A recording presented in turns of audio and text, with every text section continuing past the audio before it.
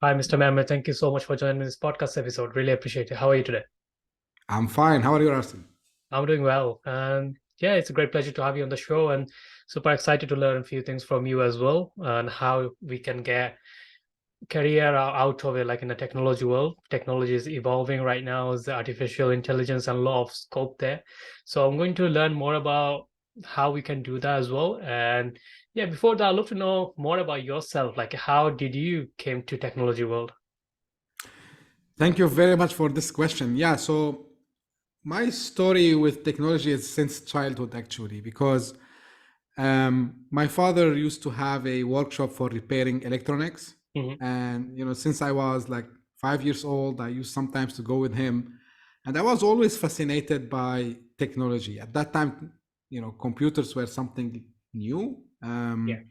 But I was always seeing, how things also are evolving. And I said, okay, this is the field that I want to be in when I grow up. And this is what happened. So after graduating from high school, so I enrolled in a computer engineering program. I studied my bachelor degrees there, and then later on, I did also a master degree later in information technology, and yeah, my whole career was in technology and in this field, and I enjoyed because I'm kind of type of I don't like static things much, and technology is not static. So technology is always evolving, and maybe Yeah. this is why I would say I shifted or I choose this career. Yeah, interesting. So, and how long you been doing that for? So it's been a long time. So my first interaction with a computer was back in, I would say 1997, 1998 at that time. Yeah. So things were like going fast even that time. And I started at a small company that used to take care of other people's computers, printers, networks. So I did that like by myself with like some guys. It was like kind of my first um, like real technology career, I would say. And then later on, I worked for as a technology specialist and consultant in a couple of places. Yeah, and been in that space for more than 20 years now. Wow. So 2 decades of experience you have right now, and you're continuously working in the space. So what are the career path for like a newcomer who wants to be like a thinking of getting a job or starting a business? What's their scope for like do something in a technology world right now? So the first thing I advise everyone who want to be in this field is first you they need to understand why they need to be in this field. So I'm a big believer in having a goal. So just saying, oh, technology is cool, it's something I can be in. Mhm. Let me try this path. I don't advise people really. So they need to have a purpose in their mind, what they want to do.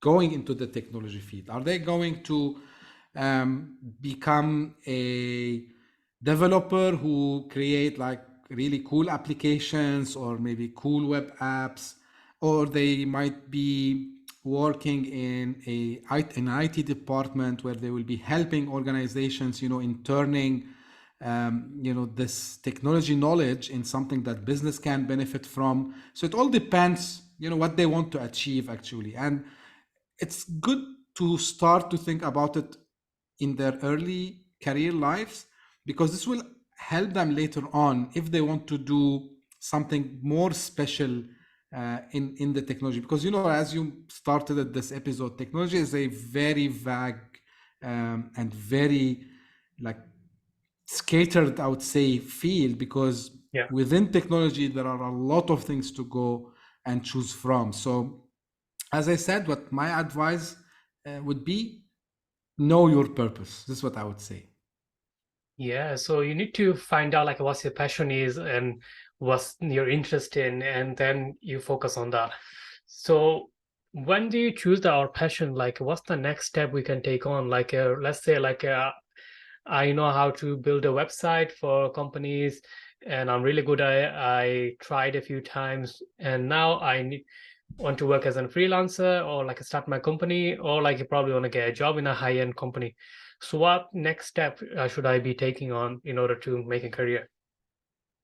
That's a very good question. So after defining the area of specialty, I would say the next step would be is to master that one. Of course, that doesn't come very easy, and I always encourage, I would say, newcomers to technology field to remember one thing, that because the nature of technology and it's fast changing, so they need to also learn how to be agile and always keep learning the new technologies that comes out. So let's say if they are starting from, I mean, in a web developing or mobile app developing specialty, that's very good, but they need always to also understand what are the new things that are coming up.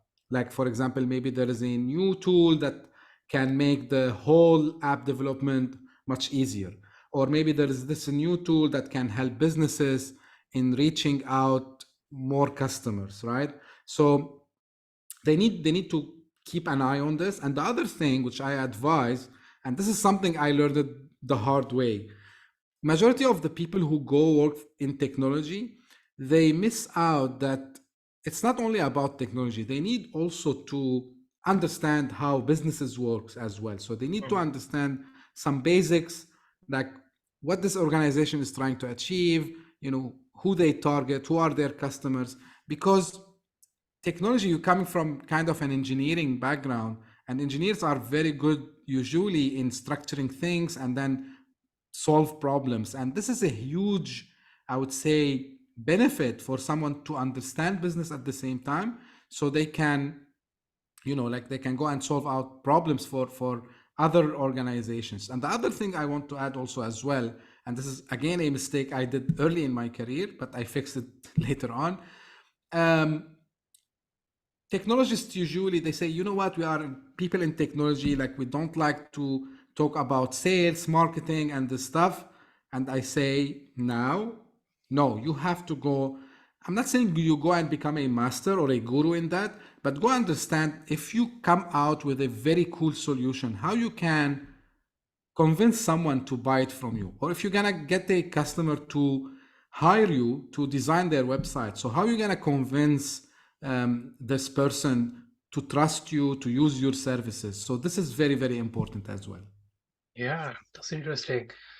And also, like, do you see like the technology space is not oversaturated? Like, do you think like technology itself, like artificial intelligence, they can do their job, like other than hiring people in?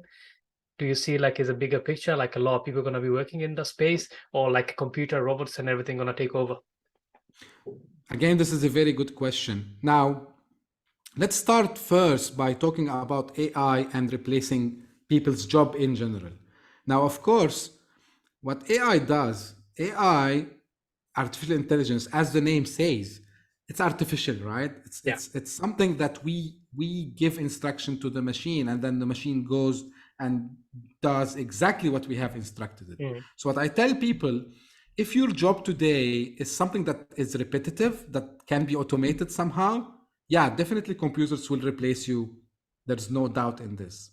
But the the beauty of technology is that it requires also some analytical skills. It requires some decision making skills. It requires some, seeing the whole picture. And this is where AI, even with all these advancements, is not able to come up with. Now, I can tell you something, like even if now with all this advancement, an AI cannot go and create a cool product like an iPhone, for example. It cannot go and create an operating system like Windows, let's say, because Yeah. this is requires some human intervention. And because also the AI, remember, it's not something that does the work by itself. It has to get instructions, and then based on the instruction, it will give you an output. So what I tell people who want to specialize in technology these days, yes, you need to understand how AI works. You need also to understand how data works. You need to understand how you can benefit from this technology to create values for your customers. But yeah, like there are some jobs even in IT, I would tell you, most probably they will become obsolete in the coming years. Mm. For example, like basic support functions, I would say, yeah, these can be replaced. You know, the guy when you call and he will tell you, okay, try to close the window and open it again, or try to restart your computer. Yeah, probably this guy he would be replaced by a bot or something similar. But the guy who need to troubleshoot a code, or he need to come up with a new feature or new function, these guys will always be there. But machines will help them actually to fulfill their jobs. Yeah, it totally makes sense that. And yeah, I had a chat with another lady yesterday on my show.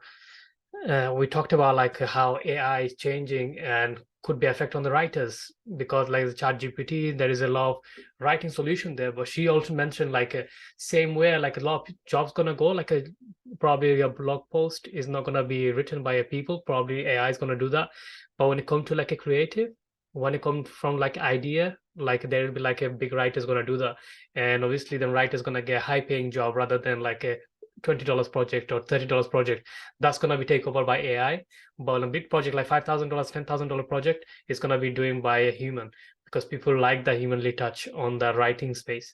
So yeah, like I totally agree with you. Like what you're coming across with, like whoever going to be maintaining them AI, like working on them AI tools and etc. Someone needs to be there to supervising them, and obviously this is going to be a human. So my next question will be, when someone like define what they want to do and got some experience, do they look for a job, or they do freelance, or they just start their business? What would be your recommendation? Well, I would say this depends very much on the character of the person we're talking Mhm. about, right? So if they are someone who likes to take risks and they can do whatever it takes, definitely I would say, yeah, do your own thing. Um, because if they don't worry about, security of the job, they don't care about, okay, maybe this month I will have zero revenue, but the next month, like maybe I will have one, two projects. If they are okay with that approach, and they have this, I would say, confidence, and they are calm, and of course I would tell them, go do yourself, do it by yourself. But there are some people who likes to be in the comfort zone, and I'm not saying that they are bad people. No, don't misunderstand me. This is nature of human beings. So Yeah. some people, they say, you know what, I'm gonna go to an office, I'm gonna do whatever is asked from me, and then by 5 or 6 p.m. I will go home, I will go watch the TV, I will be fine, and then by the end of the month I will get my salary. That's good also as well. It depends on the character, but I can tell you something on the long run. What I think, and I started to see this hype, and yesterday again I discussed this on my show with someone. We are seeing like a movement. It started it in the US, but I can see it now spread across the world, which is called the solopreneur um, revolution. I call it revolution because Right. people, they start to say, "Hey, hold on one second. If I have this capability, um, why I should not do it for myself, right?" So I believe we will be seeing more and more adoption, and maybe you're aware also this movement which is called the digital nomads lifestyle. Where people, they just have a backpack and they travel the world, they go live in affordable places, and they do their freelance jobs. I'm seeing this is like a real movement now, but of course that doesn't mean that the corporate world will vanish all of a sudden. So still we will see both of them, because reality is, when you need to work on something big, you need big teams, and you need to be organized in a proper company structure as well. And from the 20 plus years I have in my career, I've seen it like sometimes, this guy, he really fits in a corporate job, because, he's structured, he work in a certain, I would say, hierarchy, and this is really good for him. While you see, some people, they'll say, you know what, no, I'm gonna do my own thing. um, I've seen now on Twitter like a lot of people who are earning really, really good amount of money with just one or two product that they have created, Yeah. and they are doing just well. So again, it all depends on the person and how much risk he's willing or she's willing to take.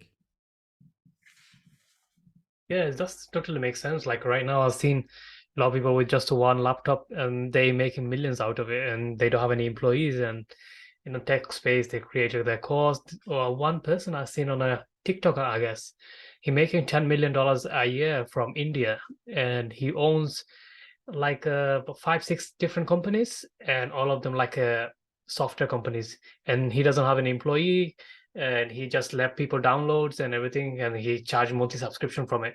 So he making a money from like ARR, and that's a great way to do that. Like without any employees, 10 million a year. Like who doesn't want that? And also he can sell the company if he wants to. So it's a great way to look at right now, like how everything is working. You can hire like a virtual assistant from Philippines, India, and things like that. And also you have like a small team, and you don't have to have an office. You work from home. Like my company is like that as well. So we're working from home and just a laptop, computer. That's all. That's the asset Yeah. we have, and we're running the business. It's nearly 7-figure business. So is making it easier, and also like a like a calls, video calls like that. Like I can meet you from different parts of the world, I'm different parts of the world, and we just connected. The interaction, and also like big companies like doing the same thing. Like I've seen so many jobs going on LinkedIn, like for tech specialist, like from IT, app development consultant, marketing manager, and they're giving you 6-figure salary, and you can be UK, you can be Middle East, you can be in India, it doesn't matter. And they Yeah. have the structuring going on. So yeah, again, I like the fact you mentioned is individual character. If you want to be like an employee, that's up to you. If you want to be your boss, there's a risk involved in it, and you have to see like what works for you. So next question will be, like, we're coming to the end of this podcast, what would be like a one advice if someone wants to start their own business? What would be like one advice you can give them? That's a good one. The number one thing is they need to understand the market they are in.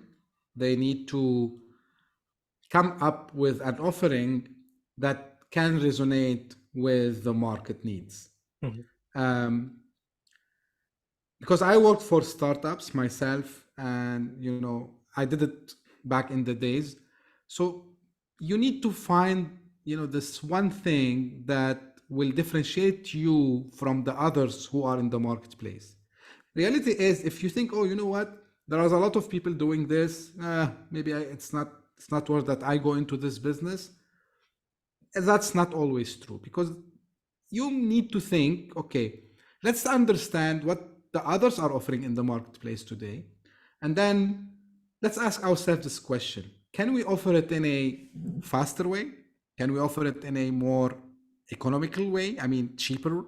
Or can we deliver it in a like more, I would say, risky way?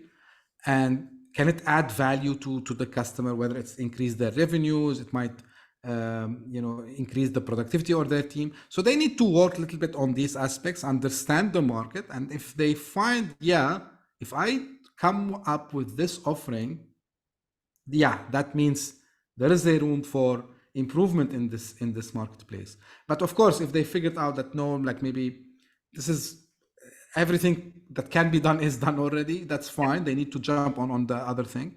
And the other advice I would give is, don't stop and get stick too much to one idea. You need to think about multiple ideas, and you need to test it out, in the market. So you need to get feedback, and getting feedback is very good to actually pivot later on when you start your business. So maybe someone will start saying, okay, you know what, I'm going to develop web applications. And then after a while, yeah, he gets some customers, but he see another opportunity. Maybe he say, you know what, they are also doing apps, Mm. mobile apps. And okay, so that means it's a good area that I touch on also in my business. I'm just giving an example. And this can goes on, right? But yeah, so the number one, understand the market. Number two, be sure that you can deliver what you promise your customers, because nowadays customer centricity is the number one advice I give everyone. Because one time you don't give what you promised, and it might be the end for you, because this customer gonna go and first maybe write a bad review about your services or your company, and then they might even go tell other people, hey, you know what, I used Mehmet's services, he didn't deliver what he promised, so don't deal with him. So customer centricity is a key. And the last thing I advise, always keep learning new technologies because things are changing really, really fast. Yeah, thank you so much for your advice. That's great. So yeah, Mehmet, we're coming to the end of this podcast. It's been a great pleasure having you on the show. So those who's listening, if anyone wants to learn more about you, your business, where's the best place to find you? Yeah, sure. I am the host of the CTO show with Mehmet. So my show, I will if you can share that, I will send you the links, of course, so that you can find me there. I'm a business and technology consultant. I'm based in Dubai. So you can connect with me also on LinkedIn. I would be more than happy to have a chat with anyone who's interested to guide them. And I do, as I said, the podcast plus the YouTube channel whenever I have my a guest, I mean, over Zoom or face to face. So you can find me there. And also, the last thing I want to mention, and this is just maybe for your listeners, learning doesn't have any age, and this is why now I'm enrolled in a boot camp that teach me something called no code. So also, if you want to or interested to learn more about this journey, please feel free to reach out to me by LinkedIn, Twitter, or whatever other means possible. Yeah, thank you so much for sharing that. So yeah, thanks for coming today and sharing your valuable knowledge today with our audience. And I wish you best of luck with your business and career. Thanks for coming today. Thank you very much. You're most welcome. So, wrap, guys, thank you so much for listening to this podcast episode. I hope you got some value from it and enjoyed our conversation. So, you know how to find Mehmet, go visit his website or like a social media platform. Until then, I'll talk to you next episode. Take care.